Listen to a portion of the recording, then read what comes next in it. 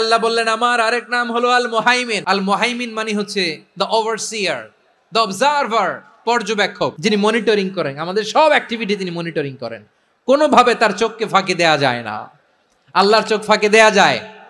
আচ্ছা আওয়াজ করে বলেন তো, পুলিশ ভাইদের চোখ, পুলিশের চোখ মাঝে মাঝে ফাঁকি দেয়া যায় কি যায় না?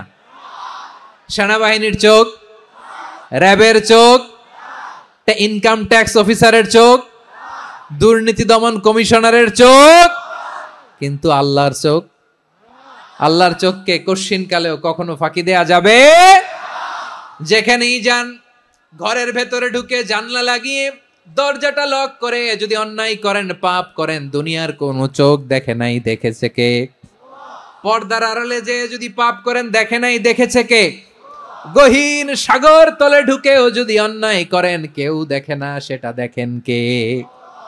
আপনি কি ভাবছেন আটলান্টিক মহাসাগরের ভিতরে চলে গেলে তারা আল্লাহ দেখবে না? আপনারা ওশান গেট কোম্পানি নাম শুনছেন? ওশান গেট, তারা এই যে টিটান সাবমার্সিবল একটা সাবমেরিনের মতো বানাইছিল, যেটা টাইটানিক জাহাজের ভগ্নাংশ দেখার জন্য অনেক লোক যে মারা গেছিল না, ওটা সাগরের একেবারে গহীনে চলে যায়। এই টিটান সাবমার্সিবল দিয়ে সাগরের একেবারে গহীনে চলে যাওয়া যায়। তো ওইটার ভিতরে ঢুকে যদি আপনি আটলান্টিকের তলায় চলে যান, তাইলেই তো আল্লাহরে ফাঁকি দিতে পারবেন, আর তো আল্লাহ দেখতে পারবে না।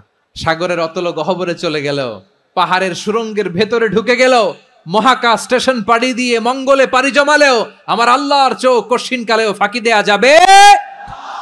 এজন্য সে আল্লাহ বললেন লা তুদরিকুহুল আবসার ওয়া হুয়া ইউদরিকুল আবসার ওয়া হুয়াল লাতীফুল খাবীর। আমার আল্লাহ দৃষ্টির আয়ত্তে নন, কিন্তু দুনিয়ার সব দৃষ্টি আমার আল্লাহর আয়ত্তে। সূক্ষ্মদর্শী, সূক্ষ্ম থেকে সূক্ষ্ম পাপ কাজ যেভাবে যেমনটি করেন সব দেখেন। মুখে না বললে অন্তরেও চিন্তা করলেও, অন্তরে চিন্তার উদ্রেক ঘটেছে, ওইটা তো কেউ জানে না, কিন্তু জানেন কে? এভাবে যিনি সূক্ষ্মভাবে মনিটর করেন, ওভারসি করেন, অবজারভেশন করেন, তার নাম হচ্ছে আল মুহাইমিন, পর্যবেক্ষক। আসুন আমাদের রবকে চিনি। কার সামনে কপাল ঘষে সেজদা দেন তারে চিনে নেন। কার সামনে ফরিয়াদের দুই হাত উঠে কাঁদেন, দুই হাত তুলে রোনাজারি করেন, তাকে জেনে নেন। তিনি হচ্ছেন আল মুহাইমিন, দ্য অবজারভার, পর্যবেক্ষক। কেউ যেটা দেখে না সেটা দেখেন কে? Be a part of our vision. Do listen and share the khair.